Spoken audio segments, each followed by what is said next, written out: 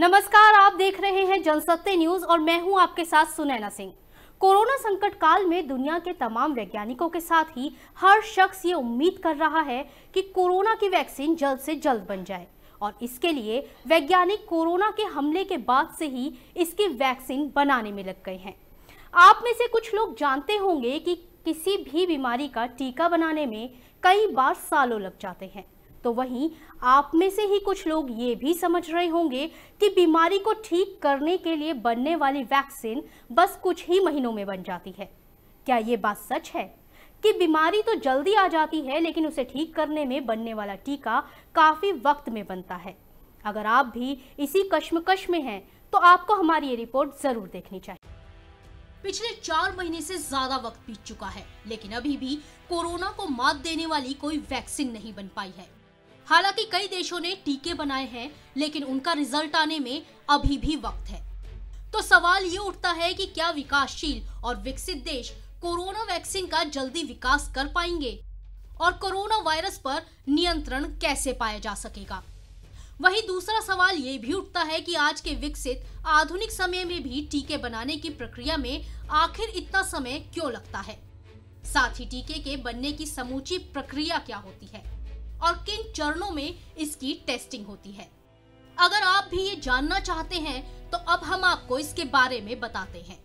दरअसल corona virus को खत्म करने के लिए एक प्रभावी एंटीवायरल ड्रग बनाया जा रहा था, लेकिन जब इसके फेल होने की खबर आई तब लोगों की उम्मीद तो टूटी ही, साथ ही कोरोना के लिए वैक्सीन के विकास को लेकर चिंता और बढ़ गई। जिस चीन ने दुनिया को कोरोना वायरस दिया, उसी चीन में रेमडेसिवियर नाम की एंटीवायरल ड्रग अपने पहले ही रैंडम क्लिनिकल ट्रायल को पास नहीं कर पाई। रिपोर्ट के आधार पर बताया गया कि इस ड्रग को लेने वाले कई पेशेंट मारे गए, इसलिए जाहिर था कि इस दवा का साइड इफेक्ट हो रहा था और इसलिए इसे रोक दिया गया। लेकिन ऐसा बिल्कुल भी नहीं है कि किसी ट्रायल में फेल होने के बाद वैक्सीन पर काम करना बंद कर दिया जाए, बल्कि उस पर दोबारा से नए सिरे से रिसर्च शुरू की जाती है, जिसमें कामयाबी मिलने के बाद लोगों को उसकी वैक्सीन दी जाती है। अब आप इसे ऐसे समझिए कि अगर कोई वैक्सीन आपके शरीर में मौजूद है तो इसका मतलब ये है कि भविष्य में ये संभावित बीमारियों से आपके शरीर की रक्षा कर सकती है। पोलियो की 2 बूंद जो भारत समेत दुनिया के तमाम बच्चों को पिलाई गई, उससे ये सुनिश्चित हुआ कि ये बूंद आपकी बीमारी से सुरक्षा करेगी। पोलियो जब भी आप पर अटैक करेगा तो ये शरीर में एंटीबॉडी तैयार कर देगा। ठीक यही प्रक्रिया किसी भी वैक्सीन के पीछे होती है। इसी तरह तमाम बीमारियों में लगने वाले टीकों की बात करें तो डॉक्टर की सलाह के बाद ही सही डोज लेनी चाहिए। जब कभी भी कोई वायरस आपके शरीर पर अटैक करता है तो यही एंटीबॉडीज प्रभावी तरीके से उनसे लड़ता है और आपके शरीर में एक तरह से गार्ड की भूमिका निभाता है। ये एंटीबॉडीज आपको वायरस से लड़ने के लिए तैयार तो करता ही है, साथ ही वायरस को फैलने से रोकता है। इस रिपोर्ट से पता चलता है कि एक वैक्सीन को बनाने में कितनी मशक्कत करनी पड़ती है। अब जरा सोचिए कि कोरोना को हराने के लिए एक से बढ़कर एक रिसर्च और दुनिया के तमाम मेडिकल साइंटिस्ट दवा बनाने में कई महीनों से लगे हुए हैं, लेकिन इसे फेल घोषित कर दिया गया। लेकिन ऐसा भी नहीं है कि एक बार फेल होने के बाद वैक्सीन पर रिसर्च करना बंद कर दिया जाता है। वैज्ञानिकों को एक बार नहीं बल्कि कई बार वैक्सीन को बनाने में फेलियर का सामना करना पड़ता है, इसीलिए एक परफेक्ट वैक्सीन के विकास में बड़ा लंबा वक्त लग जाता है। तो वहीं कई बार बीमारी को मात देने के लिए जीवाणुओं का इस्तेमाल भी किया जाता है। किसी भी बीमारी को खत्म करने के लिए वैक्सीन बनाना आसान नहीं होता है।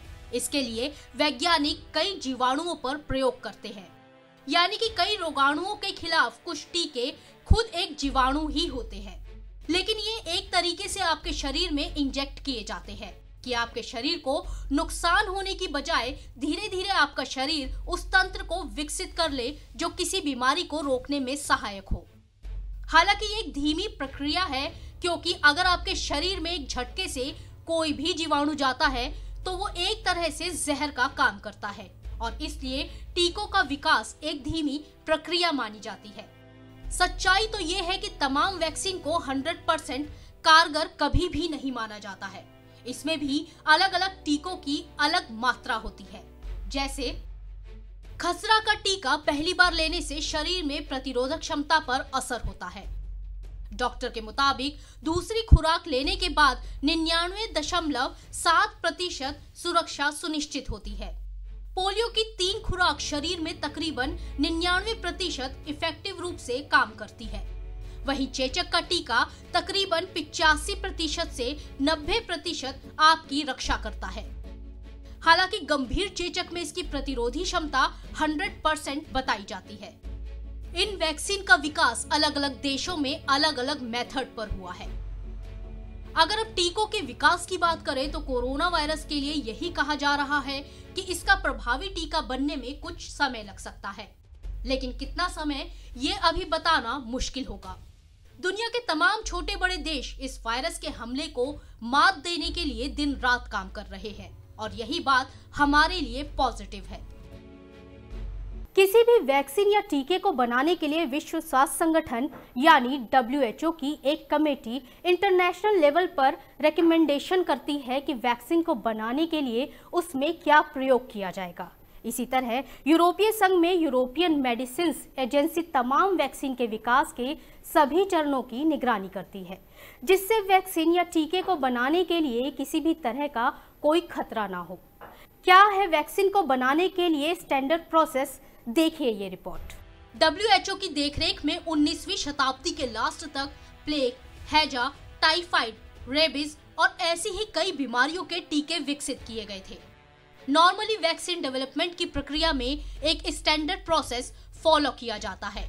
इसमें सबसे पहले जांच की प्रक्रिया होती है और इसके बाद इसके नियंत्रण और निगरानी आती है।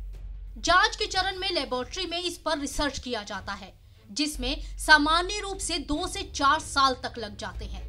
इसमें तमाम साइंटिस्ट नेचुरल और आर्टिफिशियल जीवाणुओं की पहचान करते हैं, जो किसी भी बीमारी की रोकथाम में मदद कर सकता है। यानी जो जीवाणु शरीर में प्रवेश करने पर रोग से लड़ने के लिए एंटीबॉडी बनाने में मदद करता है। इसके बाद क्लिनिकल पूर्व चरण आता है। इसमें कोशिका संवर्धन प्रणाली का उपयोग किया जाता है। इसका मतलब यह है कि इसमें कोशिकाओं को नियंत्रित परिस्थितियों के तहत विकसित किया जाता है। इन सब प्रोसेस को पूरा करने के बाद इन वैक्सीन का ट्रायल जानवरों पर किया जाता है। इस ट्रायल के बाद वैक्सीन की सिक्योरिटी सुनिश्चित होती है। दरअसल किसी भी टीके के पहली बार के परीक्षण के लिए किसी इंसान पर इसका टेस्ट नहीं किया जाता, क्योंकि अगर वैक्सीन सफल नहीं हो पाई तो इंसान की जान भी जा सकती है। इसलिए इन वैक्सीन का प्रयोग इंसान से मिलते जुलते जीन्स वाले जानवरों पर ही किया जाता है। किसी भी वैक्सीन के विकास के लिए चूहे पर टेस्ट किया जाता है। चूहे के अलावा बंदर और ऐसे ही जानवरों का इस्तेमाल किया जाता है। इसके अलावा भी वैक्सीन को बनाने में कई प्रक्रियाएं अपनाई जाती हैं। इसकी जटिलता उतनी ही होती है जितना इसमें समय लगता है। टीकों का विकास, परीक्षण और नियंत्रण इन्हीं मेथड से किया जाता है। दूसरी दवाओं के लिए जो प्रक्रिया अपनाई जाती है वही इसमें भी होती है। हालांकि इसमें एक बड़ा फर्क ये होता है कि टीकों का परीक्षण गैर टीका मेडिसिन की तुलना में ज्यादा किया जाता है। अब आप भी सोच रहे होंगे कि आखिर टीकों का टेस्ट गैर टीका मेडिसिन की तुलना में ज्यादा क्यों किया जाता है।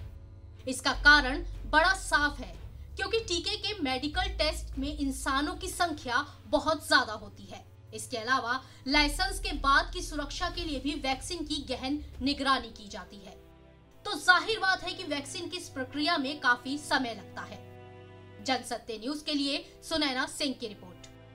तो देखा आपने कि किसी भी वैक्सीन को बनाने के लिए वैज्ञानिकों की कई महीनों और कभी कभी सालों की मेहनत और रिसर्च लग जाती है। इन सब के बाद ही बीमारियों को मात देने के लिए एक टीका बनता है। वहीं दुनिया के कई देश ये दावा कर रहे हैं कि उन्होंने कोरोना को खत्म करने वाली वैक्सीन बना ली है। हालांकि उनके इस दावे पर अभी तक WHO की मोहर नहीं लगी है। इसलिए हम ये उम्मीद करते हैं कि कोरोना वायरस की वैक्सीन बनाने के लिए टेस्ट और तमाम तरह के रिसर्च को ज्यादा बढ़ाया जाएगा और दुनिया को जल्दी ही इस जानलेवा बीमारी से राहत मिल सकेगी। फिलहाल हमारी इस खास पेशकश में इतना ही। हमारे और ज्यादा से ज्यादा वीडियोस देखने के लिए हमारे चैनल को सब्सक्राइब करें, हमारे वीडियोस को लाइक करें और शेयर करें। नमस्कार।